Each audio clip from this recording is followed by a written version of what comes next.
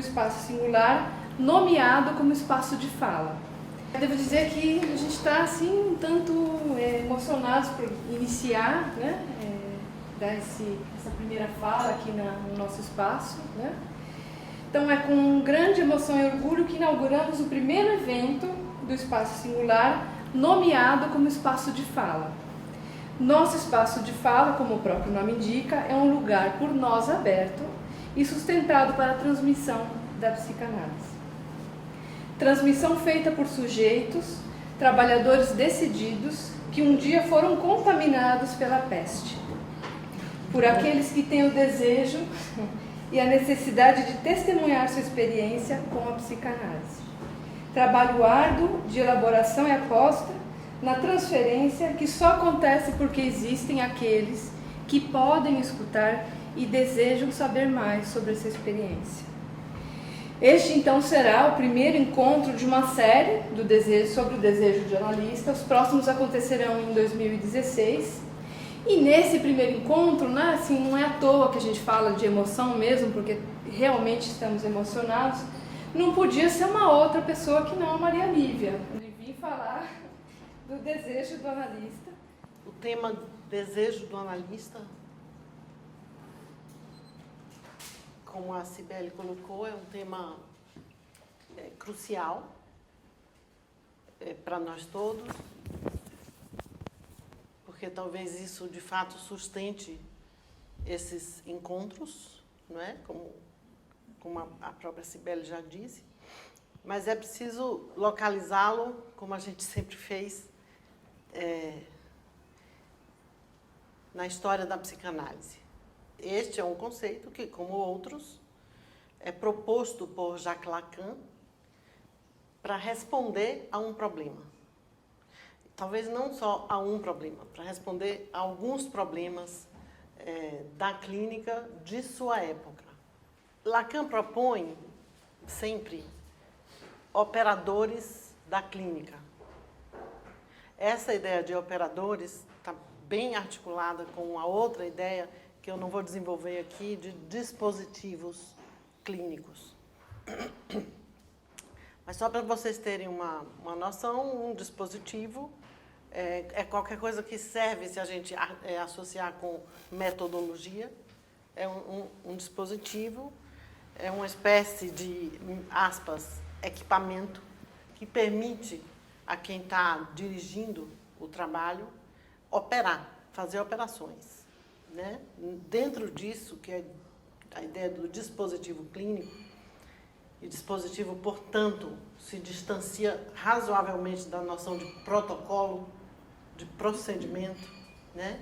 Então, no dispositivo clínico psicanalítico, Lacan propõe operadores, né? E que ele chama de operadores clínicos da ética psicanalítica, e que a gente poderia, se um dia se atrapalhasse, também chamar operadores éticos da clínica psicanalítica, né? Mas esses operadores são uma espécie de coordenadas. A noção de desejo do analista é uma de 4 desses operadores importantes, que são eles: desejo do analista, discurso do analista, ato do analista e saber do analista. Essa expressão, desejo do analista, parece que teve sua primeira aparição, assim, ela surgiu no seminário do Lacan, no seminário 6, né, no ano de 58 para 59,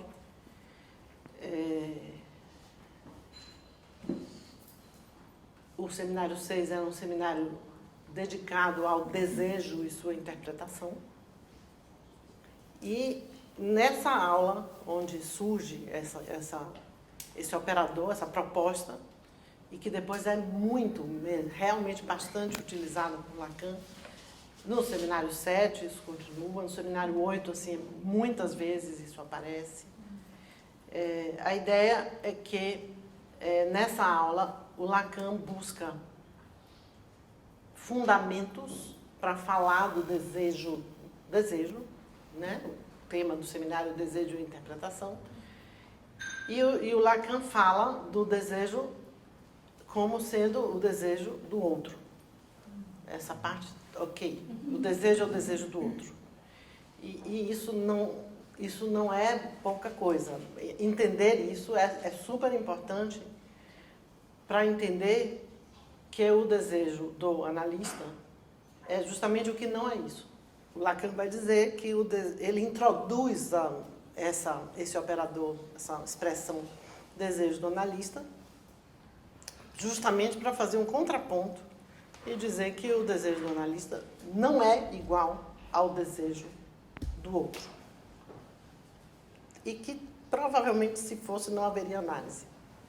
Nesse seminário 6 ainda, Lacan insiste nas diferentes aulas com a sua plateia em relembrar, em marcar a relação do desejo com a falta. Vejam que a relação do sujeito com o desejo nos indica que tipo de demanda ele vai fazer nessa vertente amorosa, do laço social, que muito frequentemente, né, estou me referindo aqui à neurose, muito frequentemente é uma demanda de recuperação desse objeto que causa o desejo e que produz o que o próprio Freud chamou de mal-estar, não é? Porque na medida em que um sujeito é marcado em sua estrutura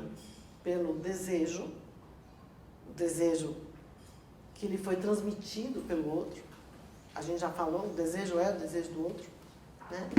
Mas na medida em que um sujeito está marcado pelo desejo, há uma diferença sobre a qual ele não sabe entre objeto causa de desejo e objetos de desejo. Essa é como se assim, o que eu desejo, o que eu busco, necessariamente não é o que eu vou encontrar. Presentificar esse desejo enquanto falta, enquanto vazio, é uma intenção, está na intenção de um processo de análise, não é? A direção de um tratamento psicanalítico há de levar em conta a relação que a gente está falando o tempo todo. Eu estou que nem Lacan insistindo, não esqueçam da relação entre desejo e vazio.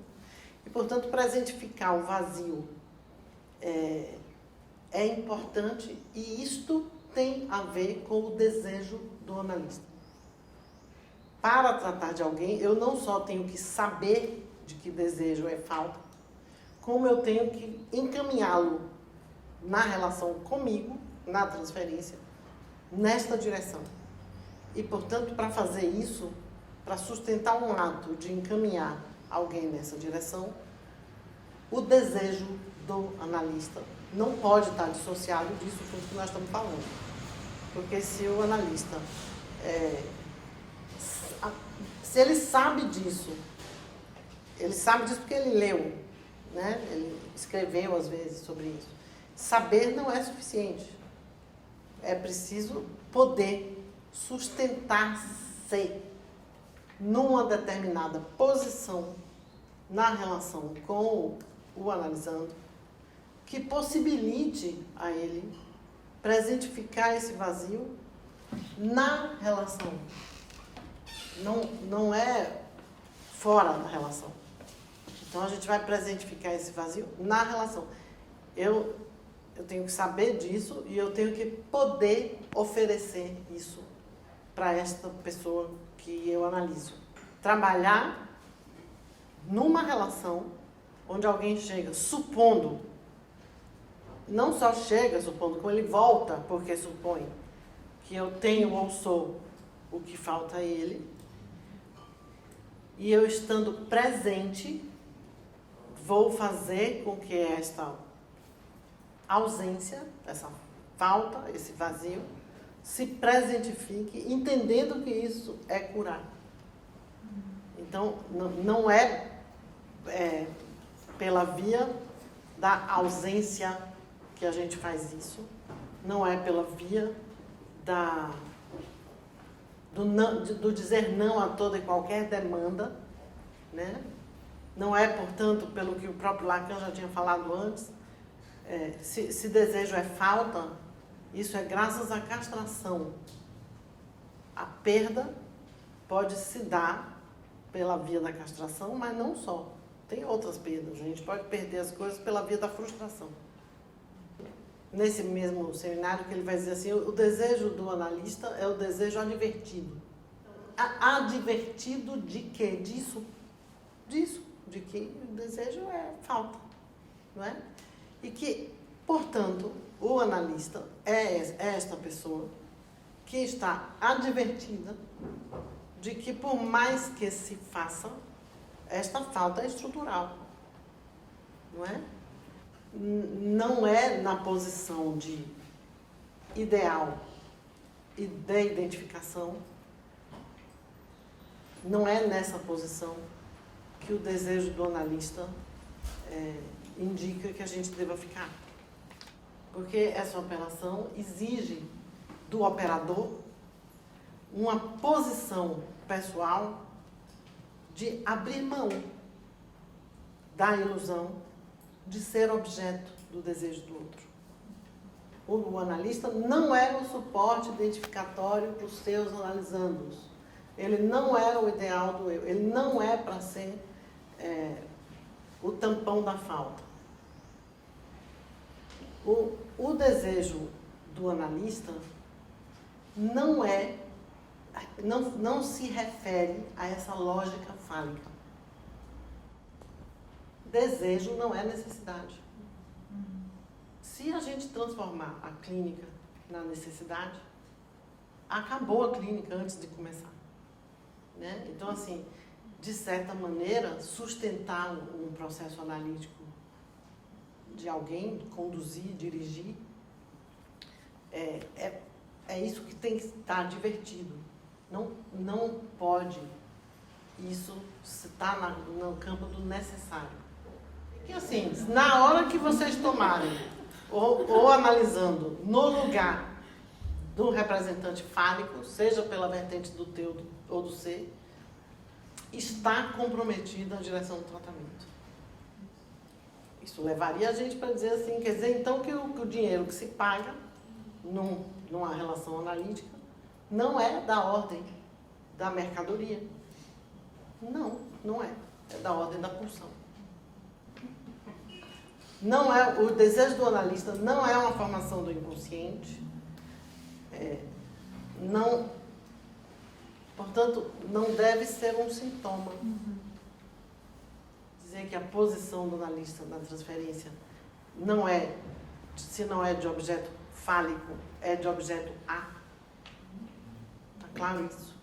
É de objeto A. Porque nesta posição, o que é o objeto A? É o objeto causa de desejo. Então, de certa maneira, eu estou dizendo que o desejo do analista traz em si o desejo. É horrível essa frase, mas é o que a análise se dê. É um horror dizer isso, né? Qual é o desejo? O único, Lacan vai dizer, o único desejo ao qual o analista está autorizado é de que a análise se dê. Bom, então é de que o paciente fique, é isso? Não. O desejo do analista é disso que a gente está falando desde o começo. Que a análise se dê quer dizer que ele se encontre com esse vazio, por meio da relação, não fora dela. Então, para que ele se encontre com esse vazio, na relação comigo, eu tenho que fazer ato. Eu tenho que estar, primeiro, eu tenho que ter um desejo que me sustente nessa posição. Eu tenho que saber que posição é essa, e desta posição eu tenho que fazer ato. Ato é presença, gente. E que, portanto, nós sabemos que estar na posição de objeto A corresponde a possibilitar, analisando, o surgimento do seu desejo esse que tem que ser tratado, né? Claro que a partir das demandas. Quer dizer, o desejo do analista, posição do analista e ato do analista são noções que nos deixam muito próximos da noção de angústia. E a advertência é que não é para produzir angústia. Porque aí tem variações dentro da própria clínica lacaniana, né? Se o desejo do analista não é o desejo que toma como referência as leis do inconsciente, o único jeito que o Lacan encontra para explicar essa diferença é dizer que o analista que o desejo do analista é, portanto, uma invenção. É uma criação. Você cria como? Em análise. E dentro das possibilidades razoáveis da gente conversar sobre criação, construção, invenção, Lacan acrescenta um elemento que me parece fundamental, que ele vai dizer o seguinte: o desejo do analista traz em si um saber. Tem um saber aí. Tem um desejo de saber, que é diferente do desejo de saber do analisando. Porque o desejo de saber do analisando é de saber aonde está o que me falta, né? O desejo de saber do psicanalista, esse que não está articulado à falta, portanto, se não está articulado à falta, não vai produzir demanda de reconhecimento. Estou introduzindo aqui um tema importante, o tema do reconhecimento, né? É claro que se o desejo do analista não está regido por essa lógica, a gente não vai ver acontecer no desejo do analista o que a gente vê acontecer no neurótico. O que a gente vê acontecer? A gente vê a histérica caminhando pela vertente do desejo insatisfeito, o obsessivo caminhando pela vertente do desejo impossível, o fóbico caminhando pela vertente do desejo prevenido, e o analista não tem direito a nada disso, nem insatisfeito, nem impossível, nem prevenido. O desejo dele é sustentado num saber que faz a diferença. É o desejo de que o seu analisante, na relação com você, encontrando-se com este vazio que lhe é estrutural, se saiba ele é um entre os vários outros. Ele não é o que falta a ninguém. Sobretudo quando Lacan diz que o psicanalista, no lugar de objeto A, está no lugar do desamparo. E o que Lacan vai dizer é que um analista é uma pessoa que, deste lugar, aí agora sim, se diverte. O desejo do analista não é um desejo que provoca dor, sofrimento. Pelo contrário, é um desejo que permite o tratamento disso nesse outro que nos procura. Digamos que o desejo do analista é o resultado de uma análise de uma pessoa que pôde abrir mão do sofrimento de ser só no mundo. Todo o ensino do Freud, sobretudo do Lacan, indicam, né, luz forte, vai indicando para a gente, leva a melhor, não está escrito assim não, lugar nenhum, mas leva a melhor entre as posições, vocês sabem, posições de amante, posições de amado. Amante é o sujeito do desejo, amado é o objeto. Leva a melhor quem for amante. Ao amante, a virtude de amar, de saber-se faltante. ao amado o vício narcísico de ter que ser escolhido. O melhor que a gente tem a fazer, quando sustenta o desejo do analista, é de que as pessoas que a gente trata curtam ser amantes, com ou sem objeto. Porque todo objeto vai ser o objeto da ilusão. O que não quer dizer que isso é ruim. Pode ser divertido. A maior parte das pessoas que eu conheço, e eu acho que vocês também, entende que para operar no dispositivo analítico, essa ideia de neutralidade é uma ideia razoável. Eu não estou dizendo que não é, né? Até porque, senão, tudo que eu falei seria uma loucura. O problema, o que eu acho que é um problema na clínica, e que eu tenho podido acompanhar muito de perto, nesse lugar de supervisão, é que as pessoas,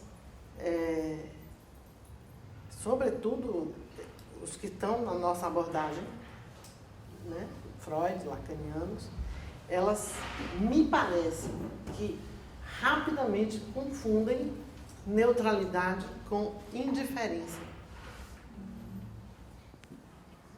Prestar atenção no outro será tão difícil assim para um psicanalista?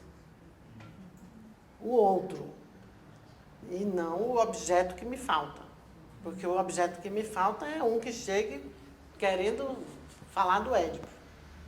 Né? Já eu vim aqui, eu quero fazer análise, eu tenho uma questão. Não, nem Freud teve essa moleza, você vai querer ter. Entendeu?